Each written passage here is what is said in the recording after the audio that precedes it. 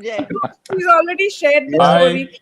We are live. We're live now. Okay, we are live Hello, now. everybody. Welcome to the Sunday Club, and welcome to Jay for his Thank debut you. on our show.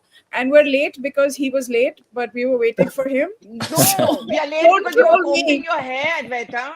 Yes. I was making Yeah. good use of the time. I was Yeah, making- I think you were keeping us entertained with some loose stories. I know. Not very low. Sandeep, we are not Basically, supposed to talk about it, okay? talking politicians into loose and stuff. So if she How wants, she can. mean? Pallavi, what extent you can go to, yeah? Yes. Okay, so here we go. Let's Yeah. start with Professor, but Professor, don't take forever. Tell us about this, tariff stuff. Oh, I thought we were discussing. You changed the syllabus straight away. No, we're doing No, both. Sandeep. We're doing two. We are talking tariff and Waqf both. What do you all want to start with? We can start with either. I think we can start with Waqf. Let's ask Waqf, Jay. in which case, yeah. Yeah, I think you should ask Jay. Let's be nice to Yeah. him. Jay, No, normally what we I- are not very nice to each other. Yeah, let's talk about the Waqf. I think that's the most Yeah. pressing and important issue. Yeah. All right, let's go. Yeah. So So let's can we talk Pallavi? about it. vote? No. You guys going to start. court. I'd love to listen. I'm Can I also a ask good one listener. question? Jay, Congress is going to go to the Supreme Court. They've already filed a petition, and other political parties like the NCP and DMK also plan to do so. So, do they have much of a case there? Well, Pallavi, I'm tracking it, and I believe 4 petitions have come to be filed so far in the Supreme Court. So far. But, here's the thing. I think it's still a little premature. It is, being rushed. I don't even know if presidential assent has yet been given, but they've still gone ahead and filed these petitions. So actually, if you ask me, they are infructuous. You can't file it. But I don't know who guides them or who advises them to do all this. So I think it's a little premature, in my view. The presidential notification hasn't come, which means it's not a law yet. No, okay. No, the notification comes after the president accords assent, right? Yeah, Now, yeah. But Jay, she tell us hasn't given this. that yet, Okay. See, it will be given. I don't think it will be sent Obviously, back it to will be the given, cabinet. yeah. But he's Okay. making another point, Professor. Yeah, okay, fine. My thing is the following. If the president accords assent and if it is notified, is there a case? Can you make a case against this particular act as this bill as it stands now? Professor, if you're asking me, thank you for asking me. It's a very, very important question. I'll try and be very brief. I went through this, the provisions of the bill very carefully to see what the amendments were and to see if it falls foul of anything that the Constitution requires. And quite frankly, if you ask me, I don't think this will fall foul of any constitutional provision. Because the overarching purpose, and even if I were to be devil's advocate for a moment and say that, look, religious institutions are protected by the Constitution and therefore, religious bodies in our country, including the minorities, can govern their own affairs and all of that. That is the argument that is going to be brought to the Supreme Court. Even if that argument is taken, and if you look at the checkered history of how waqfs have been administered in our country for decades and decades, it becomes very clear that a few people were just enriching themselves, making a lot of money, pawning off valuable properties for their own personal enrichment, and the poor Muslims who were actually meant to benefit from this charitable giving never received a single pie out of it. So I think the Supreme Court is very mindful of it, and if transparency is brought in, if there is some correct oversight, if better mechanisms are brought in, if the government of India is brought in, and another thing, the other expectation that these religious institutions sometimes have, which I think is misplaced, is that they think that they operate in an isolated island within the country. It doesn't work like that. You have government, you have India, the sovereign sovereign nation India, and within that you have to operate within the rules of our constitution and how our democracy functions. So there's a rule of law. So even if you have freedom to govern your own affairs and so forth, it cannot be in a manner that is completely the way you want to run it. It doesn't work like that. And the Supreme Court, I think, will balance these things out and see that, despite so hundreds of thousands of crores worth of properties being given to the Waqf across India, why is it that the Muslims still continue to struggle on all parameters, socioeconomic parameters? So these are questions the answers are also quite clear. Okay, And which how does it stand up, Professor? Let me just quickly ask: yeah. how does it stand up with up against the fact that Hindus have no control over their properties, their lands, their temples? Very, very fair point. But Advaita, superb point, right? I mean, but nobody ever asks, or nobody ever asked the Hindus. It was just expected that you're supposed to be tolerant. You should understand, quote unquote, that you have to operate within the confines of the constitution. You must operate in a manner that is transparent, lawful, and therefore we will come in and we will administer, have control. We will even take money out of your temple trusts and use it for purposes that we think is correct. So the same argument can apply. You have a democratically elected government in the state. If it decides now to utilize those funds for the benefit of Muslims, yes, but also perhaps for the benefit of other Indians. I mean, come on, we're all. Why should it? Doesn't mean. I'm surely the Muslim community doesn't mean this, that Waqf and monies earned out of Waqf properties can only be used for the benefit of poor Muslims. Certainly nobody. I've not heard anybody say this. Just a couple of points, Jay. I think you're the best person to clarify this. I think there were two arguments. One was this was a very cozy old boys, Muslim old boys network, where possibly the Ashrafs and some people monopolized powers and the benefits of this particular institution. That was one. The other one, which frightens the life out of me, was the quasi-judicial powers that the Waqf board has.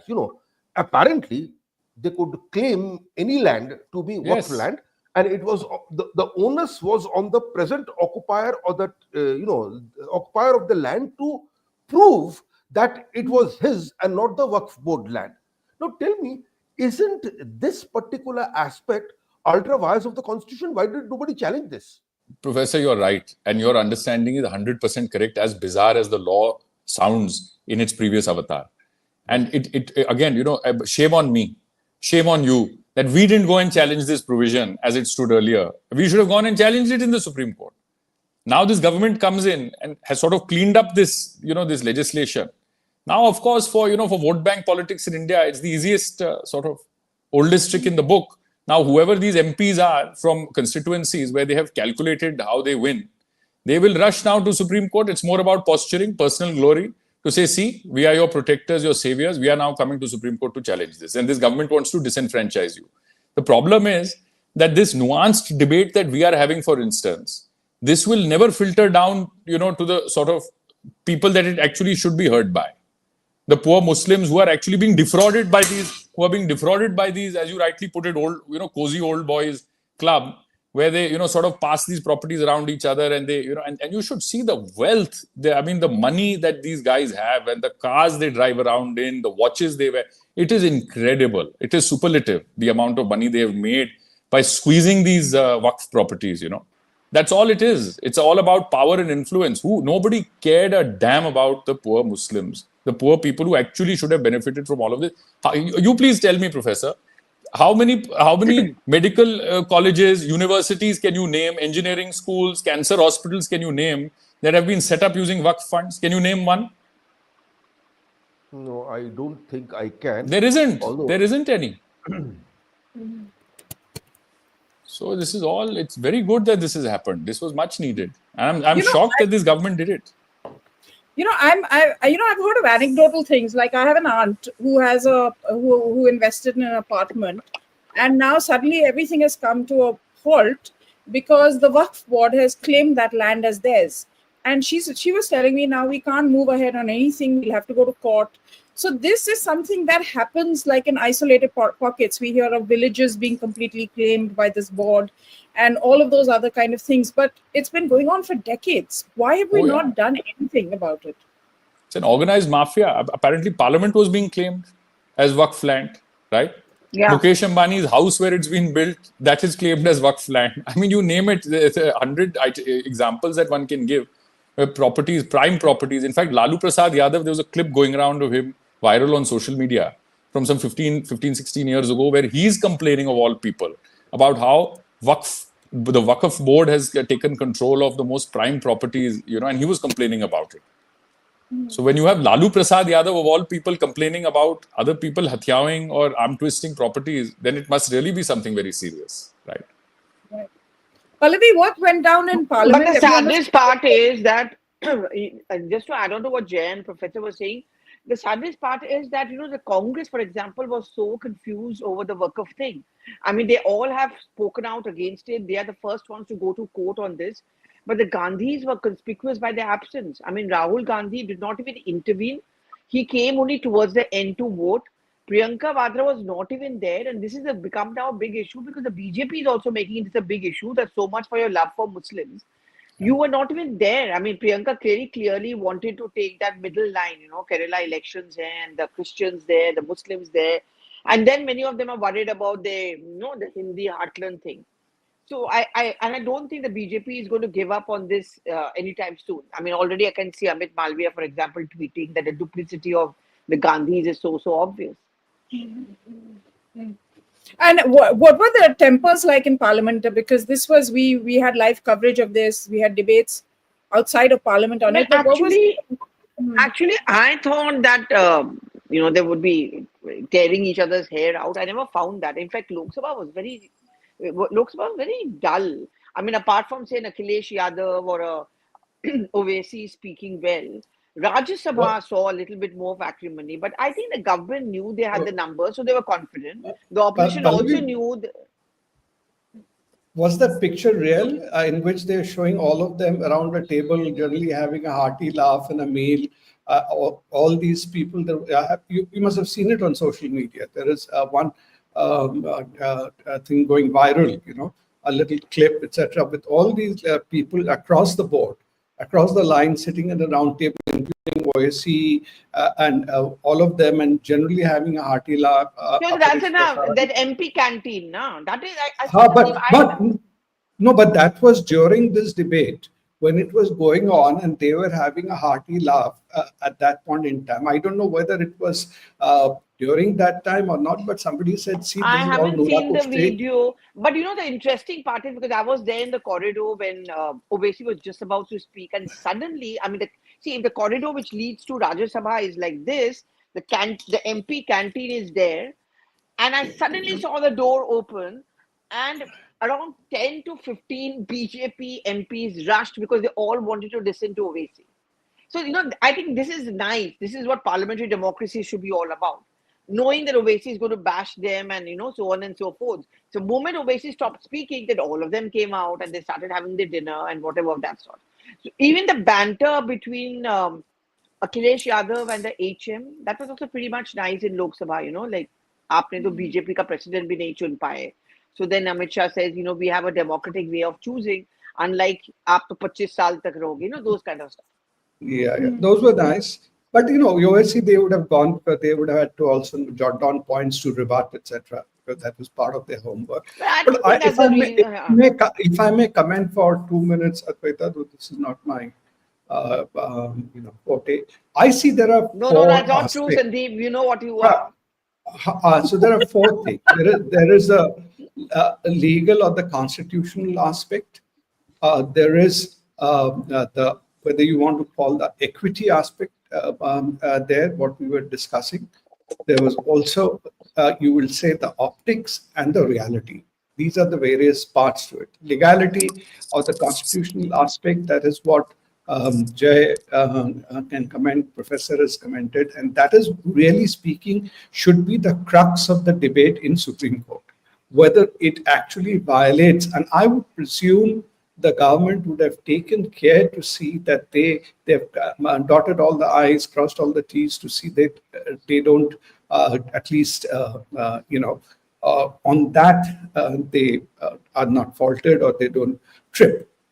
Now the question, but as soon as you get into the equity part of it, equitable part of it, that's what we were discussing, that gets into a huge debatable point. What's equity for you and how I view equity. If you bring in whether it's a Hindu thing or the others, I don't see, that can be really, that's where all the noise will be created, the headlines will be created, and that's from there will be the political fallout. So I think people will focus much more on the noise than that. And reality, we all know what has been happening. Last thing, Advaita. Right, beg for 2 minutes. The last thing is about the optics part of it. That is the tragedy, because This, like any law, this law cannot be perfect. There are many loopholes, many things people can question. But then everything is forgotten, and this has been converted into a Hindu-Muslim thing. Oppression of the minority is taking their land away. Today, they Telegraph carried some headline from organizer of a story about church land. Rahul Gandhi promptly tweeted, said that, after Muslim, now it's the turn of the Christians and all. I think that is what is getting very problematic. And Jay, one question I'll leave with you is what I see one problem is the non-Muslims being nominated in these boards. Do you think that is something can be seen as interference? Yeah, no, you're right. You're right. I think when the challenge ultimately comes to the Supreme Court in terms of Articles 25 and 26, which basically guarantees religious institutions to be able to govern their own affairs.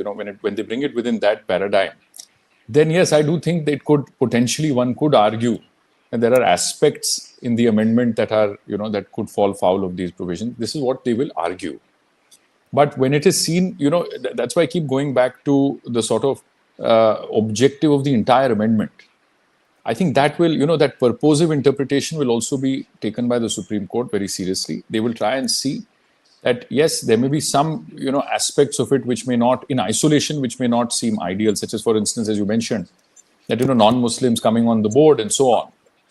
But when it is taken in totality, will it mean that the mere inclusion of a non-Muslim will sort of make defunct the purpose for which the Waqf has been created or instituted? Now, as long as you are still deploying these, Waqf properties and the incomes earned from it in line with the prescription of the, the holy texts of Islam, as long as that is happening, I think it will be very difficult to say that merely bringing in a non-Muslim on the board is will make it fall foul of the constitution. So it's going to be a tough one for them to challenge also. And I agree with you. You said about the optics. It's basically mostly going to be just about the optics of the whole thing, Hindu, Muslim, and so on. There are a lot of international examples. International examples cited about how Waqfs are managed even in Muslim countries. Because as you said, it is really it's the trust. It is managing the property and the income. And that is where the problem rises there. It is not about how you practice your religion. There is this is nothing to do with how you practice your religion or faith. This is about management. May I share something interesting? If you all remember you remember in the Supreme Court not too long ago that it was a challenge to burqas being worn, the hijab challenge that had come from Karnataka, then it had traveled to the Supreme Court ultimately. And in that, if you remember, the constitutional legal test that they had propounded was essential religious practice, ERP. So again here, it will be interesting to see if they're able to say that merely because some tweaking has been done to bring in transparency into the dissemination of these funds, deployment of these funds within the board, can that mean that you are challenging or affecting the essential religious practice of a community? And respectfully, I think no. I don't think it would amount to a situation where one can say that yes, you're fiddling with something very, very core to the religion and so on. Not at all. In fact, Muslims should file counter petitions in Supreme Court and say that no, this will finally mean that the money will go to those people whom it should have gone to decades ago. Can I come in? I think that's also a narrative line being built up by through the Paspanda Muslims and other people. Yes. That is what also the government, I think, is banking on. Correct. Just one Professor, question. go ahead. Yeah, Professor. When I went through the bill, it's not a very long bill, not very complicated to read. So I think, was it necessary to explicitly mention that non-Muslims would be appointed to this particular board? I mean, they could have, been silent on that part, and mere silence does not prevent you from appointing non-Muslims. True. There could be political reasons for that. I think Advaita, Pallavi, No, did that you is want to explain? that is because JPC, when this became a big issue, and I think the government really wanted to make the point that please don't look at it from the prism of religion. It's got nothing to do with religion. Like triple talaq also became all about religion, that you're intruding into a religious space, whereas actually it was only about women empowerment. And the Waqf is also being projected by the government. And if you look at the Prime Minister's tweet also by the government, it's being projected as necessary to take the to remove the corruption, and second, जिसके लिए वक़्फ़ बना है उनके लिए होना चाहिए. So that's the narrative that हम हिंदू, मुसलमान and Christian ये सब नहीं कर रहे. So I think that's the reason that the government wanted to insert it, document it. What is the possibility? Like they've been threatening that people are going to take to the streets, and there's going to be the usual. They already kind have. Many Muslim organizations have hit the streets. अब कुछ Christian भी करेंगे. अरे some I don't know Muslim organizations का नाम मुझे नहीं पता. Those are all inspired. But we've not seen this sort of outpouring of protest, right? Like we saw for CA.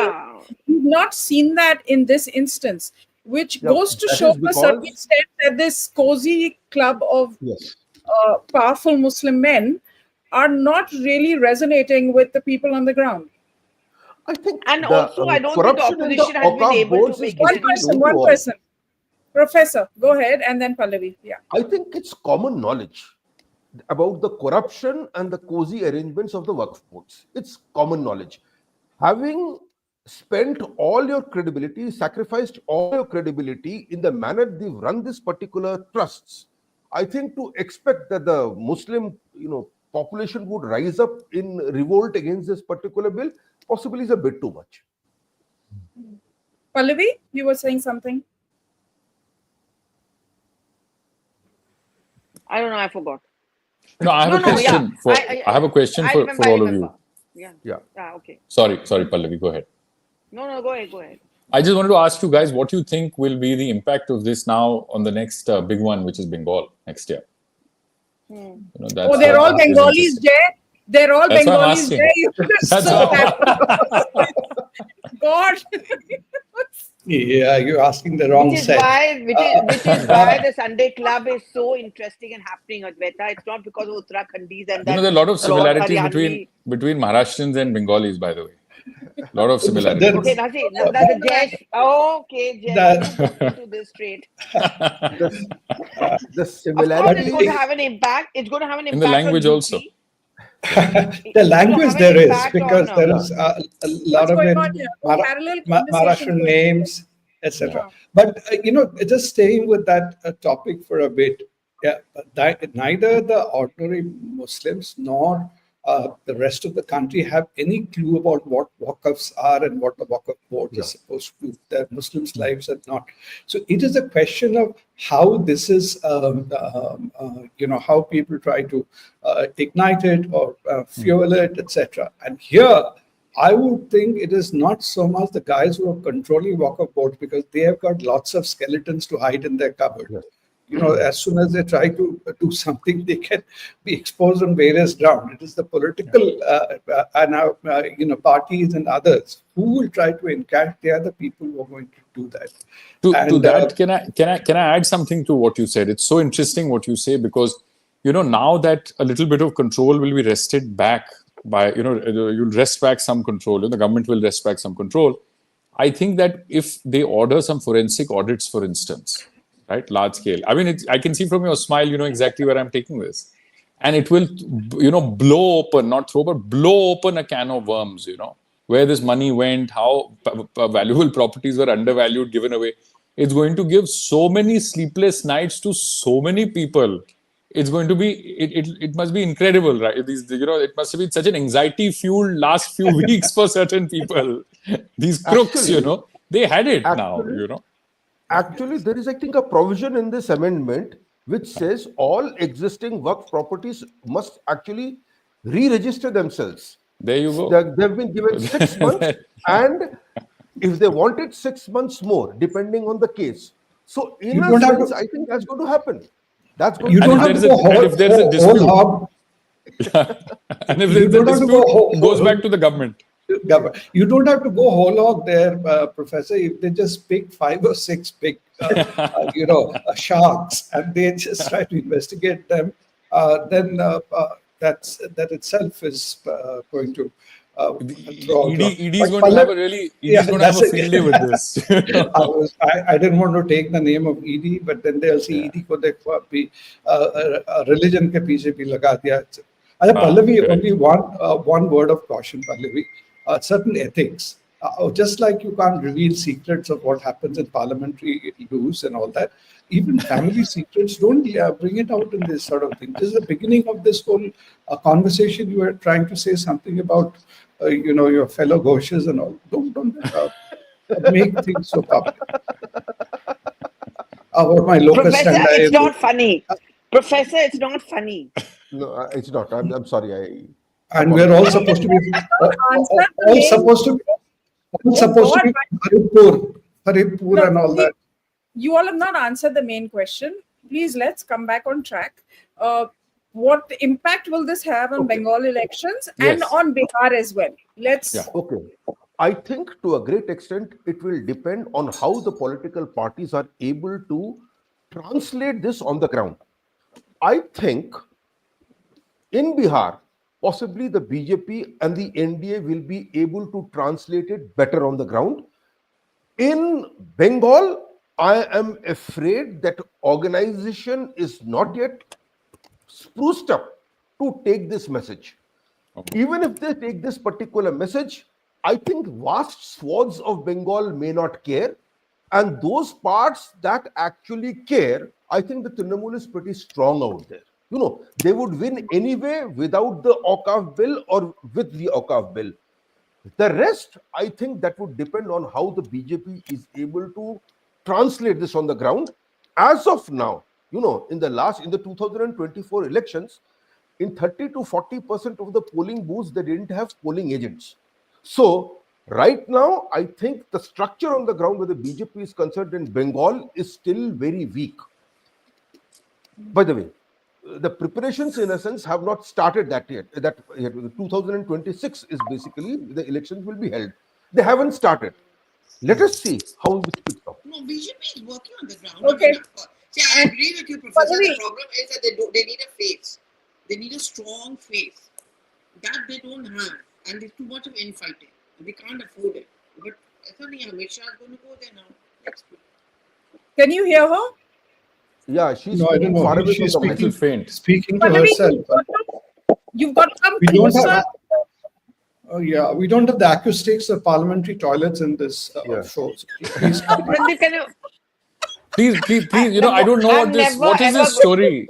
What is this story about with the Lok Sabha bathroom? What is this, some secret story you have going on? Please tell us all. Scandalous. It's scandalous. Please tell us. Jay will talk about this Unethical offline. journalism. You know the story. I've told you the story. We'll talk about I don't know offline. it. I don't know. I don't know what the story is. I don't know. It's all the flavor of the season is Jay. transparency. Pallavi. We have to be transparent. We have to be open. Jay, I You have must to tell tell us you- all.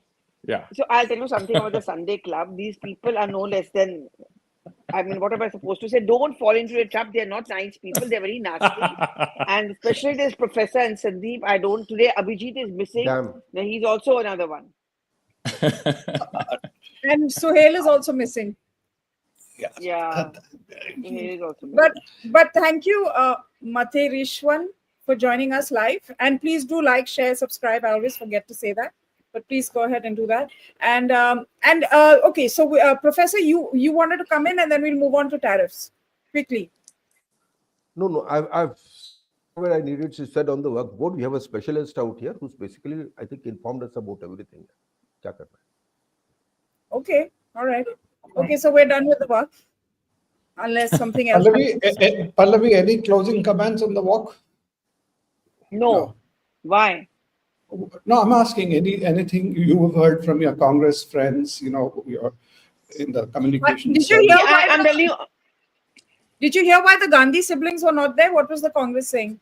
Yeah. See, I tell you, it's very simple. Why they were not there, especially in Kerala, with that Catholic Conference Association of Yes. KCBC, as it's called, they gave that support, and then the Congress went into a tizzy. So the night before the bill was to come, all the Kerala Congress MPs met, and they were trying to work out a strategy ki bole na bole. So no one was planning to speak.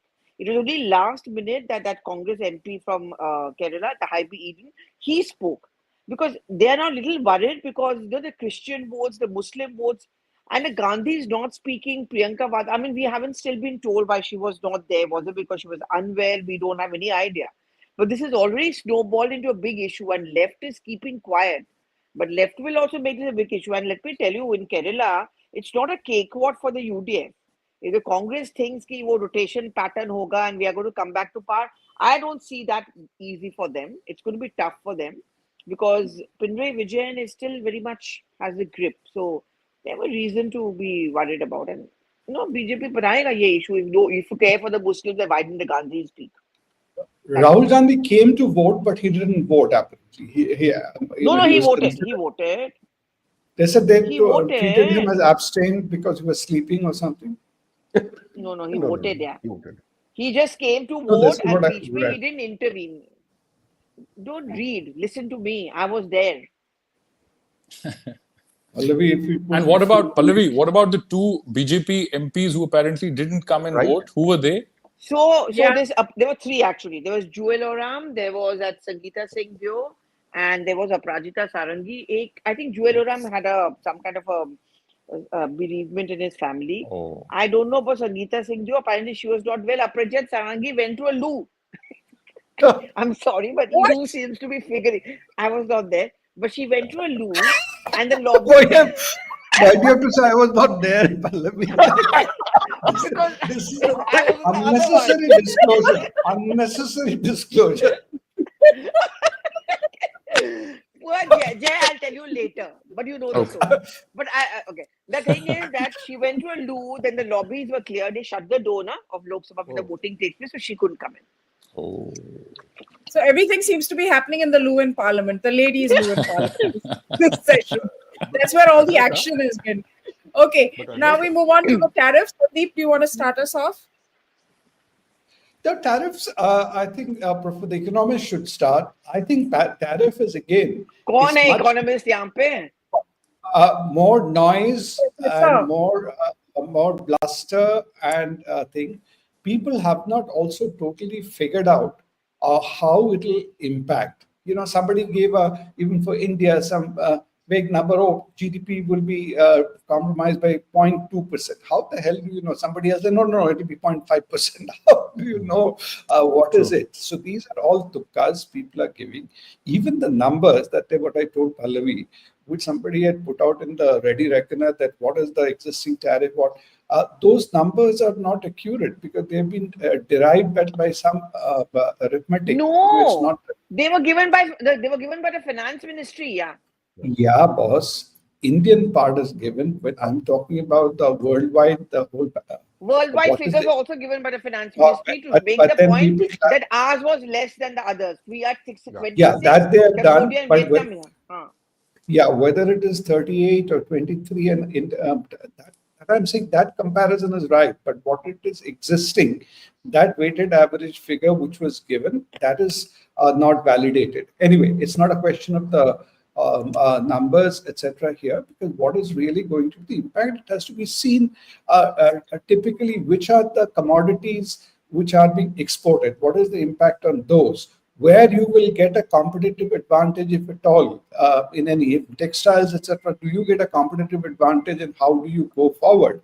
So these are things which will have to be seen, and instead of these knee-jerk reactions and all the noise and blame game, saying it has not been negotiated well, etc. First of all, we have to get onto the drawing board and see how we adjust to the new paradigm and the new changes. How do we? Somebody has written today that even India's PLI scheme, which is the production link incentive scheme, you may have to tweak on the basis of what these tariffs are, where you want to put more weight or not put more weight in terms of your future thing.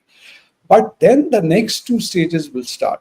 As I think our statement of the MEA was well crafted, though a lot of people commented, a lot of it will now start in the further negotiations which are going to take place. And this is going to happen. America is also going to do it country by country. They're going to extract their pound of flesh, whether it is political, geopolitical, whether it's military, whether it's what, and they will do it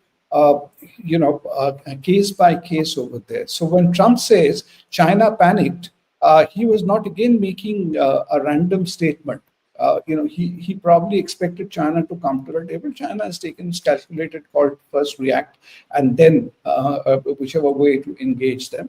But each country will be doing that. And already Argentina or which country, Professor, which has already negotiated zero tariff? I don't know. I don't know which country. Professor, you don't know?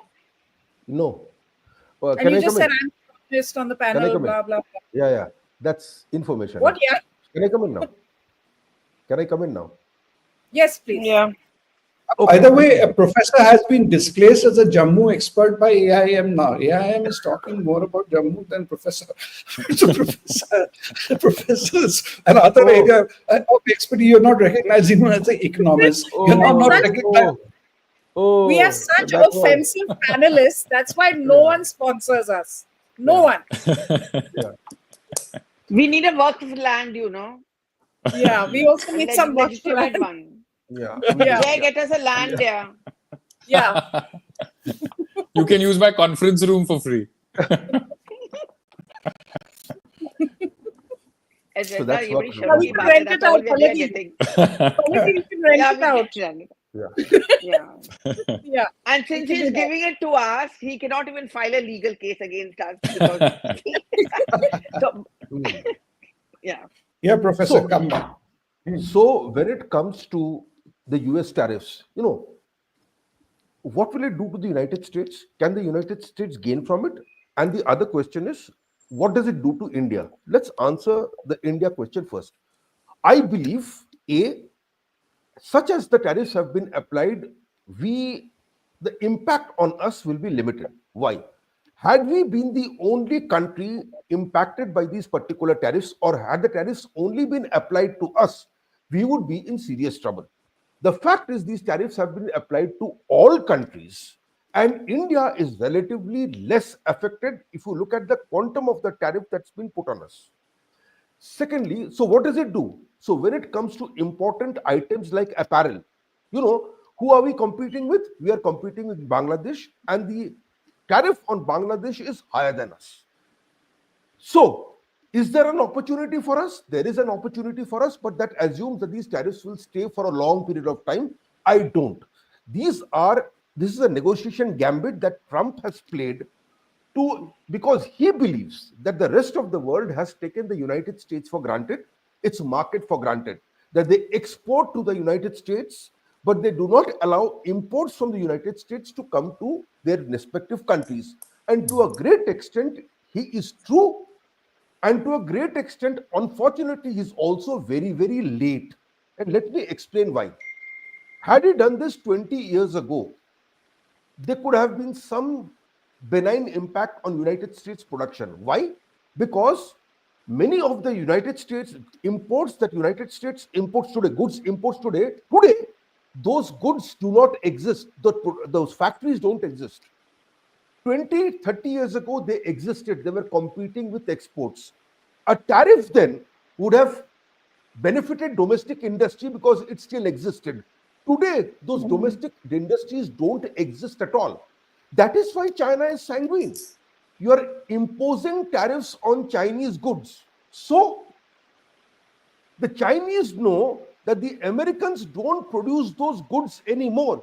They need those particular production, those items for the growth of the United States economy itself. So the Chinese have been very clever. They've taken it very coolly. We also have taken it very coolly because the relative impact on us will be limited. I believe it won't impact the Chinese at all. It will inconvenience many of our exporters, no doubt about it. But I think even gold, they're saying jewelry makers. You've already mentioned textile. They say jewelry. Absolutely. But you see, this tariff is on jewelry makers in other countries too. In fact, on other countries, even more. So what it does is to make our goods more expensive in the United States. It does not make our goods more expensive vis-a-vis other competitors. So I think at this point in time, we are pretty safe. By the way, our Ministry of Commerce is working with their Ministry of Commerce to work out an FTA. And my information is these negotiations are going on pretty well. And if you have an FTA with the United States, nothing like it. Yeah, like for example, in Britain, they're saying that their cars are now going to have heavier tariffs which could lead to a loss of jobs of about 25,000 jobs in their country. Cars are a problem. You see, the United Yeah. States has a lot of capacity when it comes to automobile manufacturing still. So, if he imposes tariffs on imports, then Canada gets hit. Any country that exports cars to the United States, they get hit. Why? Because American cars, which are still being produced, become much, much cheaper vis-a-vis imports. And therefore, domestic production of cars can expand. So the Americans can benefit. And by the way, this is one of the things that Trump has been trying. He's saying that when it comes to automobile manufacturing, bring these jobs back to America because we still produce cars. And one of the advantages that India has is we are a massive exporter of services. Services have not been included in these particular tariffs. Okay, so we are relatively safe as compared to other countries. But as I said, he is doing this 30 years too late. That is, Donald Trump is doing this 30 years too late. No, that's as far as America is concerned, Professor. Yeah. I think as you said, we have to discuss this separately. The bigger question is how it will affect American citizens, whether it's going to drive up inflation, and in that situation. But I think we have to see how India has to recalibrate, or Indian industry has to recalibrate. You know, we have been pretty lazy in terms of this, so this has to be seen as an opportunity, as you said. And the question will be, if our goods prices go up and some other countries' goods prices go up, whether Americans would then prefer the Indian goods to vis-a-vis the same product coming from another country. If they don't do, if they still want to pay that premium for, be it a Chinese or some other product, then it doesn't benefit us. And so therefore it will require better service, better quality, innovations and everything else. Okay, Professor, also I want to add on to that. There's a comment out there, I have to respond to that. Professor, Chandi says we are a big exporter of pharma products to the United States. Pharma products have not been covered under this tariff rise. All right. And the other thing is also, Professor, we also have not been fair, right? Because if you want to buy a Harley Davidson, for example, you pay 100% more in tariffs. And if you want to buy a motorcycle, 1 second, Professor, let me finish. And if you want to buy a motorcycle from Japan, it's only like a 20% tariff. So that's also not fair. It's not fair, absolutely. I think we've been very, very foolish vis-a-vis the United States. You know, what is the point in imposing a 100% tariff rate on Harley Davidson? I can't understand. It's not as if we are making a rival commodity for Harley Davidson. So Indian manufacturers don't get hurt when Harley Davidson is imported to our country, number one. Number two, the market for Harley Davidson or for a Tesla actually is very, very narrow because these products are immensely expensive. So at best, a small niche of consumers will buy these particular products. So it's not as if our imports will surge if we lower tariffs on these particular products. And there the United States is absolutely correct. We've also taken the Americans for a ride when it comes to our treatment of American goods. And I believe we have been extremely foolish.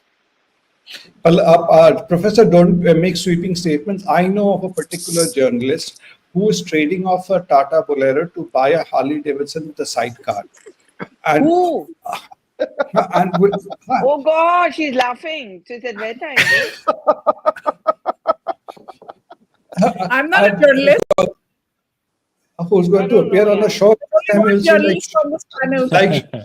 Like that Chole song from the sidecar. Who's in the sidecar though? Who's in the sidecar? The script writer will be, driving, and the journalist will be in the sidecar. No, she doesn't leave her driver. Her chauffeur will be there. He is a chauffeur driven Harley Davidson. That would be new. That is it. I'm happy. I don't think Jay is going to come on the show anymore after today. No, this is interesting. This is great. This is fun. We have to dream it. I don't know what's going to be here for 15 minutes. It's already been 40 minutes. See, he is enjoying. We have not discussed dogs as yet. If we do, then the next 15 minutes. I'll have to call Henry for that. Yeah, He speaks for himself. Ask him to make an appearance, please. I know. I'll have to see where he is. Henry is him, yeah, not her, yeah. इतना सुना Henry के बारे में, you're calling Henry here. Who said her? Yeah. You said. No, he didn't say. He didn't say that. No, but but as a lay Tell me, person, where did you get your shirt from? I want to come in on this tariff thing as a lay person. As lawyers, as litigators, please. we are trained to simplify things and to understand things in very simple language. This is how I understand it. That for the longest time, and I agree with what Professor said to some extent, for the longest time, there was this big party that Indian manufacturers enjoyed. You had a monopoly. Why? Because of these massive tariffs. So you could produce these substandard, crappy products in India, and your consumers would have to buy them because the better products, comparable products from abroad were too expensive. Now that party has to end. And I think these tariffs are excellent for the Indian consumer because now they will force our Indian manufacturers to become more innovative, competitive, give better quality. This monopoly that they've enjoyed will end. So this is how I see it, that now you're going to force the Mahindras, the Tatas to become even more innovative, more competitive, because that party will one day, it's going to end. Those 100% tariffs that you mentioned for a Harley Davidson. It's actually, I think the rule on that, if I'm not wrong, and please correct me, is that if you put it together, the product in India, if it's a knockdown version or whatever, you put it together in India, it is cheaper. But if you bring it as a CBU, as a completely built unit, then you pay these atrocious 100% tariffs and so on. Yes. So as you said rightly, so for example, take one example of, let's say, a Toyota Land Cruiser, which is, the Japanese. It's some atrocious 1.5 crores here or 1 crore of rupees here. But actually, if you buy it where it is made in Japan, it is less than half the price. The same thing for these German cars, which are safer, more efficient, have better performance. So I really think that now it's been 75 years since independence. We should do away with these tariffs. We should have done it on our own. And I think the Prime Minister is a visionary in that sense because he understood why Make in India is important.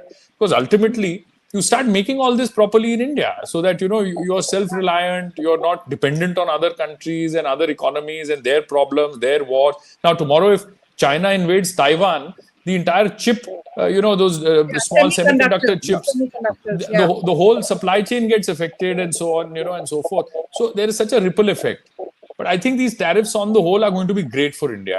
And I completely agree with what Professor says, that, the US was being taken for a ride by everybody else. You would have the Japanese dumping their products in the US. But if the Americans wanted to send their products to Japan, there are a lot of rules and red tape and so on. You couldn't do it. So I think it's great. Let me qualify. Europe also, even Europe took the Americans for granted. I mean, this is like took the Americans Second World War hangover. The Olympic rebuild Europe. Yeah. Everybody took the Americans for granted, but the Americans also allowed the Chinese to basically enter their markets, especially the Chinese. Even now, there is a reluctance to diversify their supply chains and make India part of that global value chain. I can't figure this out. No, Professor, it's happening now. It's happening. And I'll tell you why. Although I'm a litigating lawyer, I have these clients for whom we do transactional consulting, right? On transaction. And the most bizarre things you would never imagine. I'll give you one example. I had a client from the US reach out to me, multi-millionaire Jewish family, and they make, these laundry machines. You have this coin slot thing, you put the money into it. Right? Mm-hmm. So these are made out of zinc. So this is zinc die casting. So now all of their supply comes from Taiwan. Now just imagine, now suddenly there's this great discomfort about 3-4 months ago when this, sort of query came to us, that can you please find us maybe from your network, some manufacturer in India who can make this high-end stuff. And here's the tragedy. I put it out, I spoke to some clients of mine who are big industrialists. And they all came back and said, we just don't have the finesse to make that, the product the way it should be made. It was so tragic for me to have to convey that back to these American clients of mine that, we can't do it. Yes. It was very depressing to hear that. Look, the manufacturing ecosystem in India, is actually depresses me. There is a capacity problem. There is a capacity problem in India. Capacity is not in that there is no excess capacity. Our capability of manufacturing stuff over the last few years, decades actually have been very badly compromised. But Jay, let me qualify what you said. To a great extent, our ability to capacity has also been worn down because of these massive imports we face from China and Southeast Asian countries. We did not do these FTAs in a strategic manner, but that possibly is a conversation for another day. When it comes to imports from America, these imports from America actually are not competing with any Indian product. If you look at our motorcycles, they are for a particular social class. They are for the middle class. There is no Indian motorcycle that is basically for the rich people. Harley Davidsons, Teslas, etc. Well, Royal Enfield now is competing in a big way. Okay, Royal Enfield. But, Royal Enfield is, compared to the other motorcycle manufacturers, Royal Enfield does not really dominate that particular market. But if you look at what Americans are trying to push to India, there are no rival Indian manufacturers for that. And therefore, stopping the Americans with high tariffs is, I think, the height of foolishness. We should not be doing that comes from a socialistic background that, luxury product, they treated Harleys and all as luxury things and therefore tax them higher. And other countries were. So that, I think that's why India has far lesser issues correcting those. It is, I think, the bigger negotiation India will have to do is about our exports, how to get a special footing on those, and that will require much larger quid pro quos than just commerce alone. And how does this impact the Americans? Because there's, Trump has said that it's going to be uncomfortable for a bit for Americans as well. So although every country is obviously speaking about how it impacts them, but it's also Americans, the American consumer, who's used to cheap products. How will it impact them? Well, every country will try to negotiate. If you arrive at an equilibrium solution very soon, then these tariffs will go away. If you don't, and these tariffs remain, there is absolutely no doubt that the American consumer will pay a higher price. Of course, some of the rising costs manufacturers would try to absorb, no doubt about it, especially if his margins are good. But if countries are unable to do a deal in time with the Americans, then the American consumer will have a difficult time. The problem is, when I look at the Chinese don't seem to be in any mood to compromise with the Americans. I don't think negotiations with the Chinese have started yet, because the Chinese know you can raise tariffs on our goods, but at this point in time, nobody else but we make them. And the Chinese are probably right. And to a great extent, this is the result of American and European corporations not diversifying their supply chains and making India a part of that particular supply chain. Okay. Jay, there's a message for you. Oh, I can't read. Can you, what is it? Henry. He's having the time of his life. He's probably gone for a walk. He's the most pampered dog you'll ever, and you're all invited to come and please meet him. Okay. Okay, that's when they're going to take his But room. not your friend from Bengal, not your other sort of compatriot from Bengal. Oh, Sandip, that's thank you. Sandeep, don't say that about Sandeep. Yeah, Sandeep's like, Not him. Today also. Not him. Yeah. He's most Don't welcome. forget. Sandeep, we'll have it. You're very welcome. But I will. Sandeep heard that you were coming on the show. One of us- Look at his shirt. He never dresses like this. he never dresses like this. I got complex. Jay, Pallavi, that All will- for you, Jay. A Sorry? man from Bengal is all there for you. Yeah, he's all dressed up for you. Jay, one of Yeah. us is stalking that particular person. So that particular person from Bengal is in no position to kidnap your dog.